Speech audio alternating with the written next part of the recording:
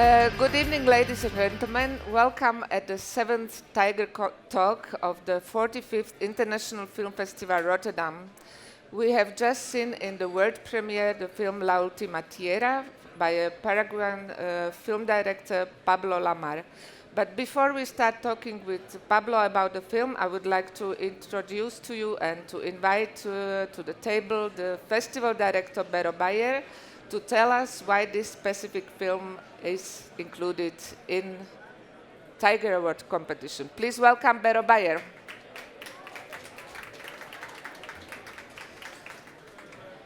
Hi, Ludmila. Hi, Bero. This is the 7th film in the competition. We have talked about 6 before. You always tell us beautiful words about films included in competition. I expect nothing more tonight because this is a film, nothing less, sorry. This is a film that when I saw it, I was very much impressed, moved emotionally, and I think the same went for tonight's premiere in Pate 4. I think it's amazing to realize that this is a debut picture. And the level of maturity and the steadiness and calm and confidence in the images and in the sound are hard to believe, actually. Because this is a young filmmaker, Pablo Lamar. We were lucky enough to have been able to support his script with Hubert Bals Fund. It was a short script. Really? Not too many words. 1 page? It's like one line. Really? Almost. I can imagine, yes. Because he's talking with his pictures. Well, I had seen his short, and he had done something with the short that was in the same level of confidence of image. Because a man buries his wife, full stop. He doesn't need words. He uses images, pristine sound to convey a level of humanity and loss, which grabbed me by my throat from minute 2. And it didn't let go, and I think it's an amazing accomplishment. And I think people that will see the film will be touched by the humanity of this last rite that we have, one of the most intimate moments in our life, and that he was able, this young dude, you'll meet him in a bit, to capture that with responsibility, with respect, and with grace. I think is phenomenal. A great film. For me, this film was also about love. It's very much about love. Yes. Yes, very much about it's love. It's a love movie. Beautiful. That's how I picture it. Love poem. Yes, romantic I agree. movie. Beautiful. Enjoy talking Thank to you him. so much. Thank you. Ladies and gentlemen, please welcome Pablo Lamar, the director of La Última, Tierra.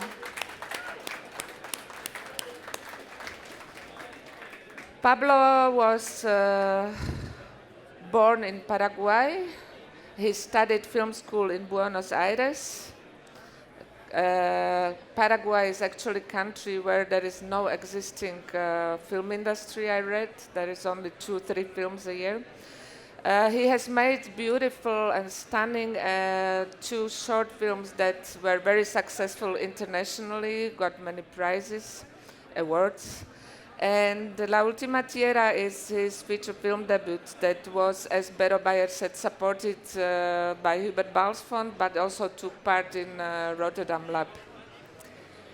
When I saw this film for the first time, I was struck by something. I remembered my grandparents passing away.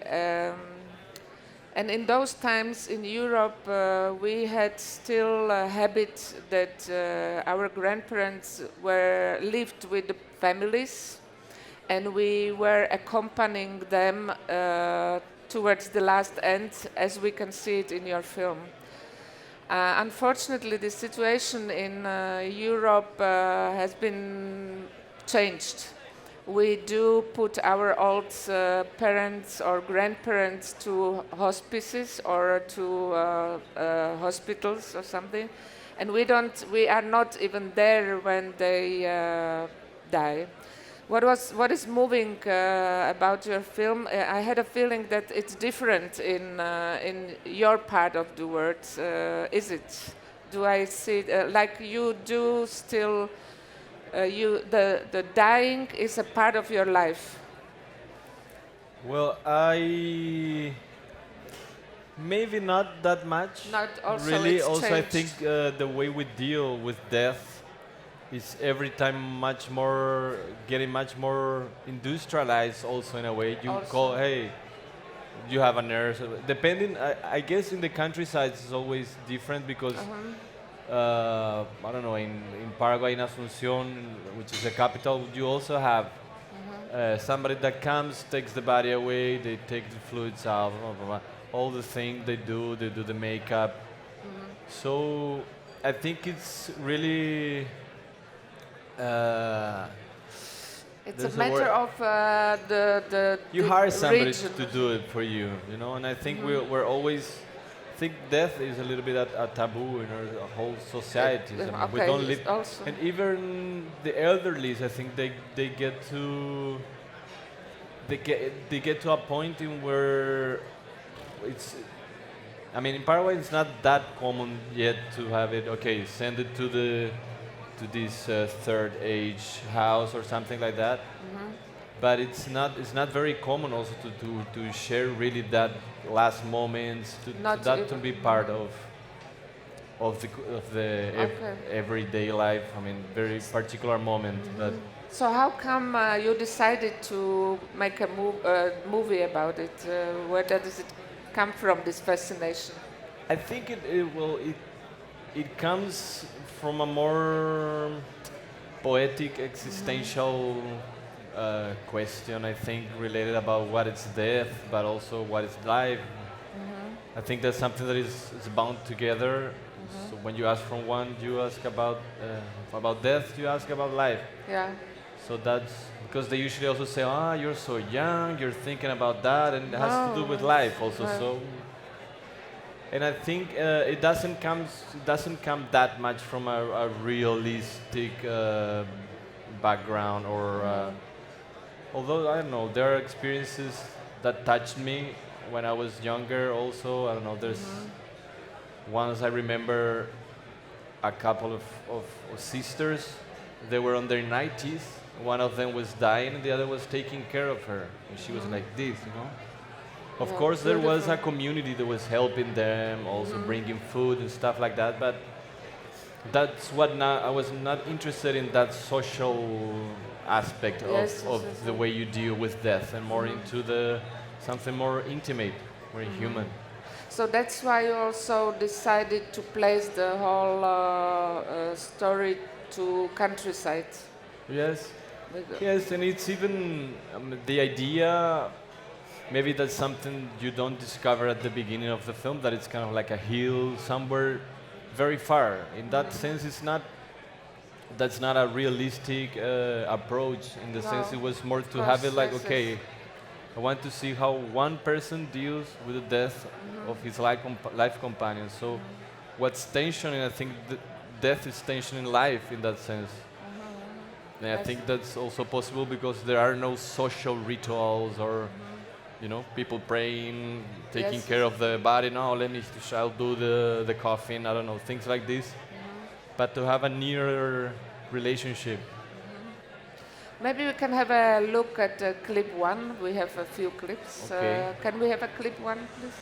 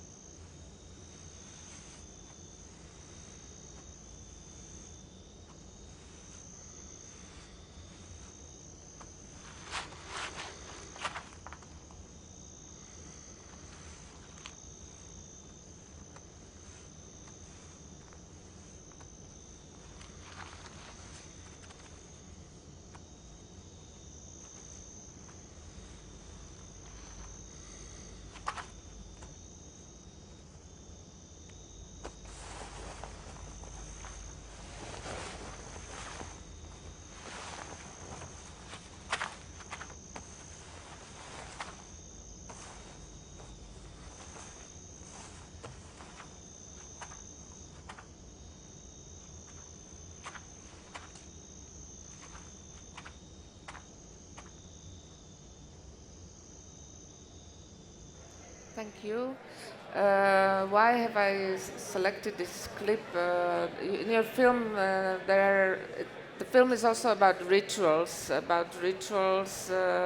when the person has passed away. How did you build it? How did you decide, or why these rituals well and the others not?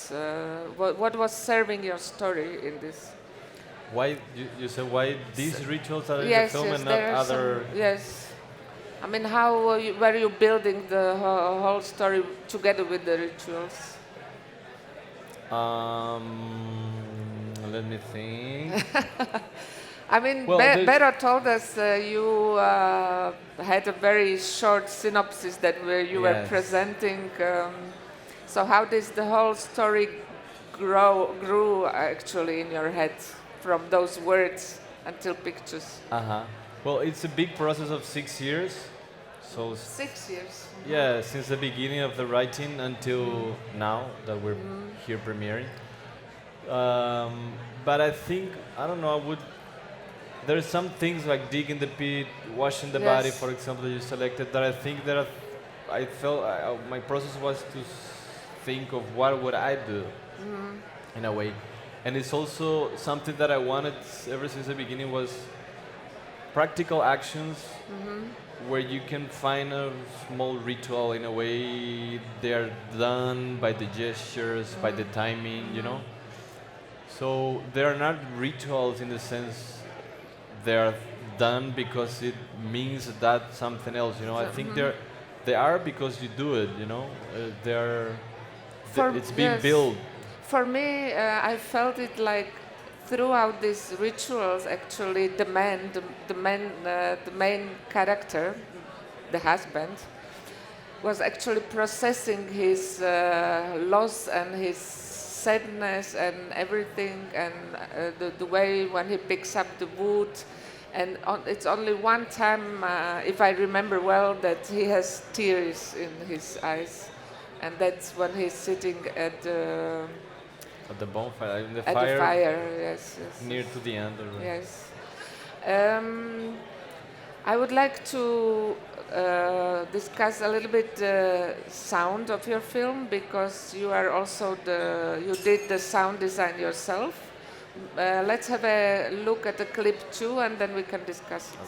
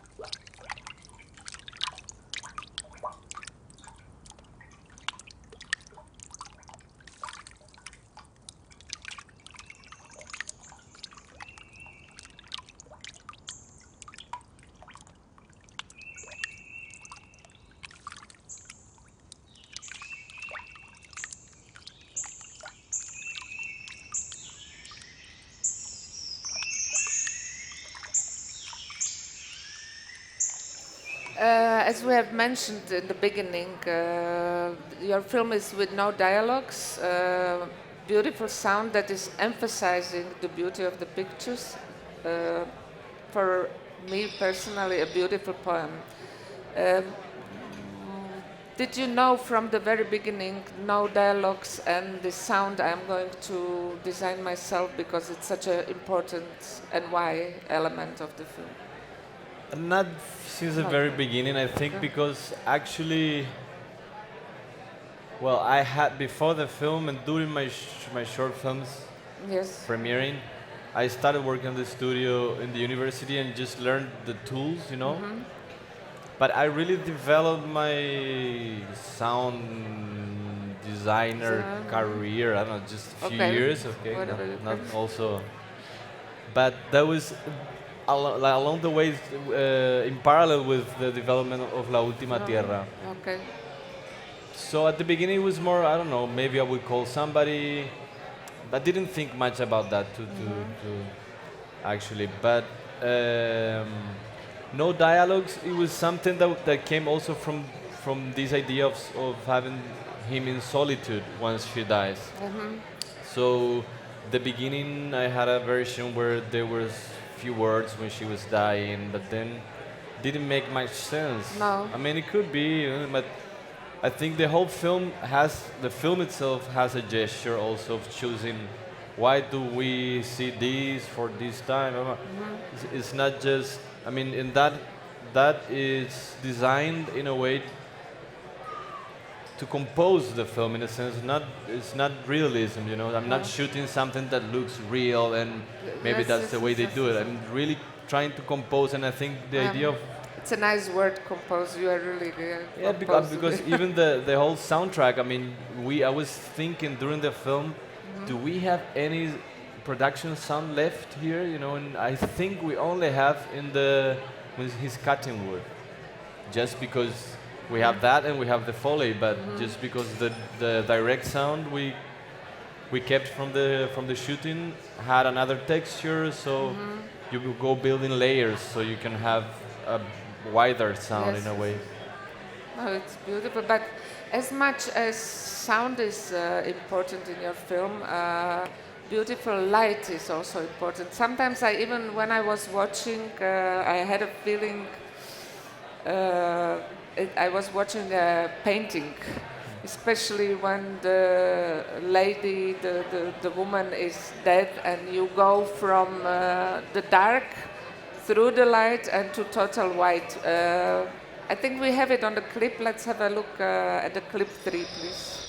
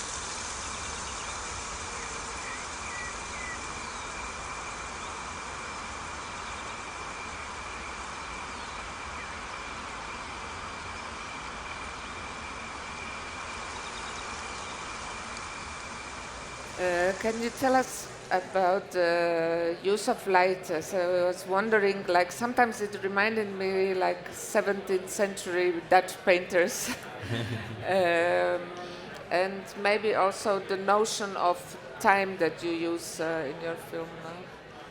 Okay. This scene comes from a video I did before, even before my Okay. first short film that I did, kind of like the same concept, but with my grand auntie. I don't know, the cousin of my grandmother, something like Okay. this. She passed away already, but Okay. it was kind of like an exercise I did, and that's actually the image. That's the actress, of course, but I have that, and it's also almost 6 minutes or something like that. No sound at the time, but that's the point from when I started pushing. I think the to see what else comes surrounding this, you know. So it is a quite I don't know, artificial scene in the way it's not realistic, of course. No, you know, of course it's not. For light me, going up. it was like a symbol, like her soul was passing away. But I think everyone can interpret it in their Yes, own yes. way. And it's also time, I think, because in the sound you have several layers of ambient sounds, different birds and insects that Yes. go. Are big transitions. That's something I really like because it's as if time would be passing by and different times are merging together. So it's not chronological Yes, time, yes, yes, yes. and in that sense, I think that's when I talk about time a little bit related to the film. I always think that it's not chronological. Well, It feels a little bit. that's could be tricky, but Yes. it's not just the clock Yes, tick yes, tack yes. tick tack. You know, I really think, and also has to do with the stone, the presence of the stone. I think in the film, that has to do with. I remember. I don't. I took a picture of that stone in one moment in Yes. that rock. I don't know. Where we were, I don't know, scouting, or we were the first time we were around the house we were shooting. I said, wow, I love Yes, this rock. Pah. beautiful. Then I said, oh, I have to convince everybody that I need to film a rock, you know. Rock in But water. it was okay; they understood. But I think it has to do with. I have a friend that once told me we were in somewhere near where we shot, and a friend of mine said, "Look, that stone is falling." And for me, it nice. was yeah, that's obvious. Yes. It's falling. I mean, the stone is in movement, you know, but it's not. I think, and I related to we do not perceive it because we are in another movement, and I related with something like with frequencies. When you have these, remember you had this pink or white noise you have when you get the TVs were not working, and Yes, yes, yes, yes. that's a full range sound. You have all the Yes, frequencies there. And I think that really like the stone or something else are like the low frequencies. Like they do a big movement of yes. cycles, you know. Yes, nice. And they live in the same time, but the movement of the stone or something else that lasts more, a whale, I don't know, Yes, yes, has yes. this thing, and we as humans maybe we're doing like this, you know. Yeah, yeah, It's, yeah, those are cycles, I think, that we all belong to a bigger thing that it's not God, but it's just kind of like time in the sense of existence. And that's Nice. also why the nature is so present in the film, I think. Nice. Thank you. I think we don't have much time, but still I would like to ask you to tell us about two actors. I think they're both excellent. I think for the lady it probably was not so easy to play a dead woman. But they are both excellent. Are they real actors? Because at a certain moment I was thinking maybe they are not even actors. They look so very naturally. Yes, Ramon del Rio, the male role, he's Yeah. a Paraguayan actor. He has experience in theater and in some course, films. no. In Paraguay, we don't have many films, but some films he has he acted in some films. So, but I already liked him as his presence, Face, you know, his presence, his profile a little bit. He's great. So we went and talked with him, and he was saying, okay, yes, I'm interested. This is the theme that I like. Blah, blah, blah. Yeah, Then we did our casting just to make sure, because that's what you do when you do a Yes, film, yes, you know, just to do it, you know. Very interesting people, but what I knew I wanted him, you know. And then Vera, she's a Brazilian actress from Brazilian. she acts in the Teatro Oficina in São Paulo. It's a very important theater. She used to be also, well, she still is a model. She was one of, they say she was one of the favorites from Coco Chanel. wow. So she Wasn't she scared to show herself in like she it was is there in most Paraguay shooting, yeah. vulnerable? Sorry. And it's great. I think that she really lived so many things and so many different experiences in terms of, I don't know, Okay. she knows people, I don't know, very I don't know even know how to call it, but from the fashion world. And Yeah, backstage, yeah, yeah. she's there in Paraguay with us, just So it was doing not that kind difficult for her, not that difficult She's- role. No, in the sense of death, or in a technical way, yes. Maybe she had to do a huge effort, like when to Not keep to move. not to move, and we have to not do to a move. choreography when he's bathing her, to go with the towel, then you breathe, and then that was kind of not really fun, but it was interesting. Yeah. But she was great. We did 2 takes. She was, That's the first one, the one when she's choking or she's with breathing problems. She did 2 takes, 10-minute takes. Perfect. It was. yeah, perfect. She's very strong actress. Maybe the last question. I am a great admirer of films by Carlos Regadas, and somehow I had the association because of the sound, light, and maybe even the pace of the film. Do you also like his films? I like Regadas films. You know, And I like them very much. Also, I don't know, several other films from Latin America, like Lisandro Alonso, as they even mentioned in the catalog. Right? But at the same time, I think we probably share other big masters of cinema that we like. yeah. Because Dreyer, that in Luz Silenciosa, he makes a code of Dreyer's Ordet. That is, for me, that was a tremendous film. And also Tarkovsky, Sokurov. Yep. There's even one Sokurov, short film yes, maybe, that I really love, that is called H2O by Ralph Steiner. It's from the 1929. I think Okay. maybe that well has to do with it. And a little bit could be like a quote or an homage to this short film. It's so great. Beautiful. But I think, yeah, I mean, related to I really The like modern Regadas' cinema. work. But of course, I think we all belong to maybe some other references Yes, also, right? definitely. But of course, we cannot deny the importance of Regadas and Lisandro, I think, for Latin America as film. Of course, Lucrecia and other people as well. Okay. I would like to thank you very much, Pablo, for joining us, bringing the film in the world premiere for Hivos Tiger Award competition.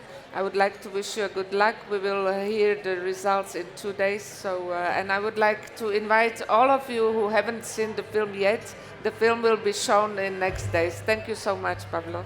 Thanks. Thank you.